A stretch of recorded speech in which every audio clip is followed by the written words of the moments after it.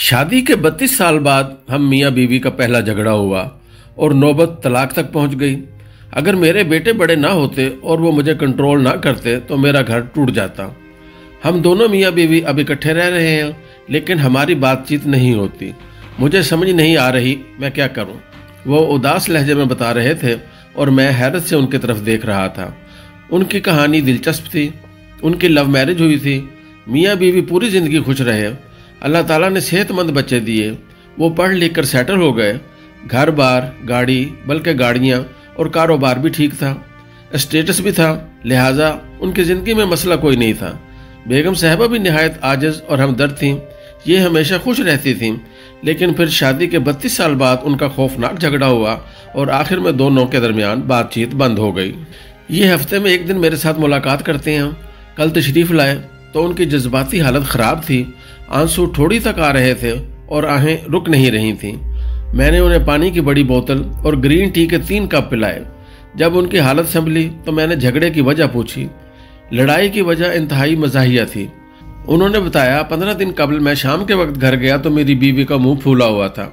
मैंने वजह पूछी तो उसने शिकवा किया, जब हमारी शादी हुई थी तो आपने मुझे मुंह दिखाई क्यों नहीं दी थी। मैंने हैरत से पूछा, मुंह दिखाई क्या होती है?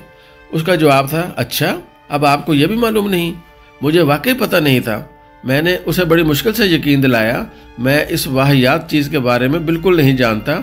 मुझे उसने बताया, खामिद शादी की पहली रात बीवी को जो तोहफा देता है वो मुंह दिखाई होती है और आपने मुझे कोई तोहफा नहीं दिया था। मैंने जवाब दिया, मैं तुम्हें पूरी ज़िंदगी तोहफे देता रहा, उन तोहफों के सामने मुंह दिखाई की क्या हैसियत थी? लेकिन उसका कहना था, मुंह दिखाई ज़िंदगी का अहम तरीन तोहफा होता है। औरतें इसे पूरी ज़िंदगी संभाल कर रखती हैं। इस छोटी सी बात पर हमारी तकरार हुई। मैं उस वक्त डाइनिंग टेबल पर बैठा था। मैंने गुस्से से सालन का डोंगा उठाकर दीवार पर मार दिया। मेरी बीवी ने चावलों की डिश मेरे ऊपर उंडेल दी और इसके बाद हम दोनों के दरमियान धींगा मुश्ती शुरू हो गई। हमने एक दूसरे का सर खोल दिया। हमारे बच्चे पहुंचे तो हम दोनों जख्मी हालत में दीवारों के साथ टेक लगाकर बैठे थे और एक दूसरे को बद्दुआएं दे रहे थे। मुझे समझ नहीं आ रही हम में 32 साल बाद इतना गुस्सा और नफरत कहाँ से आ गई। हम दोनों एक जान और 2 काले बोते थे। हम अचानक एक दूसरे के दुश्मन कैसे बन गए?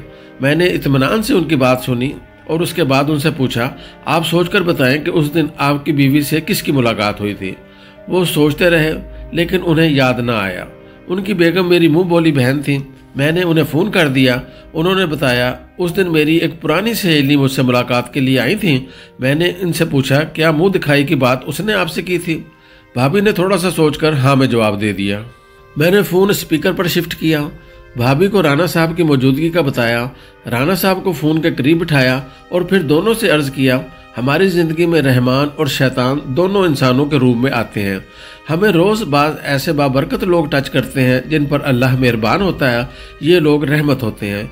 इनकी ज़ात दूसरों के लिए रहमत, बरकत, आसानी और खुशी का सबब बनती है। ये लोग तसव्वुफ़ की दुनिया में रहमानी कहलाते हैं। इनकी ख़ास निशानी शुक्र और माशाअल्लाह है। ये जब भी दूसरों से मिलेंगे उनकी अचीवमेंट, उनकी खुशियों और उनकी कामयाबियों पर दिल से माशाअल्लाह कहेंगे। ये उन्हें शुक्र करने और अल्लाह ताला का शुक्रिया अदा करने की तलकीन करेंगे। रहमानी लोगों से मुलाकात के बाद आप खुद को हल्का फुल्का महसूस करते हैं। आपको अपने सर, अपने कंधों का बोझ हल्का महसूस होता है। जबकि इनके बरक्स कुछ लोग शैतान के एजेंट होते हैं। ये अपनी ज़ात से शैतानियत, बेचैनी, फसाद, झगड़ा और तलखी ट्रांसमिट करते हैं। ये जब आपके करीब आते हैं तो आपका सुख, चैन, आराम, आसाइश, अमन और खुशी ख़त्म हो जाती है। अहले तसव्वुफ़ इन लोगों को शैतानी कहते हैं। शैतानों का सबसे बड़ा हथियार हकारत और क्यों होता है। शैतान का जन्म हकारत और क्यों से हुआ था। शैतान ने अल्लाह ताला से कहा था, इंसान मुझसे हकीर है, मैं उसे सिजदा क्यों करूं? चुनांचे ये लोग जब भी आपसे मिलेंगे ये आपको क्यों के हथियारों से हकीर साबित कर देंगे और यूं आपकी ज़िंदगी का चैन और अमन ख़त्म हो जाएगा। मैंने भाभी से अर्ज़ किया, भाभी, आपकी वो सहेली भी शैतान की एजेंट थी। उसने सिर्फ एक फ़िक्र से, यानी तुम्हारे खामिद ने तुम्हें मुँह दिखाई क्यों नहीं दी, आपकी इज़्दवाजी ज़िंदगी का बेड़ा गर्क कर दिया। ये शैतान का वार था। अल्लाह ने आप पर करम किया, आप लोग बच गए। मैंने सैकड़ों लोगों को इस वार के ज़रिए बर्बाद होते देखा, लिहाजा आप लोग ऐसे लोगों से बच कर रहा करें। भाभी ने लंबी और ठंडी आह भरी, अल्लाह ताला का शुक्र अदा किया और राना साहब से माजरत कर ली। رانا صاحب نے بھی بیگم سے اپنی تلخ نوائی پر معافی مانگ لی اور یوں دونوں دوبارہ شیر و شکر ہو گئے۔ میری اپنی زندگی شیطان کے ایجنٹوں سے بھری پڑی ہے۔ میں نے 1996 میں پہلی گاڑی خریدی تھی، وہ 0 میٹر مہران تھی۔ میں نے بڑی مشکل سے دن رات کام کر کے 3 لاکھ روپے جمع کیے اور مہران خرید لی۔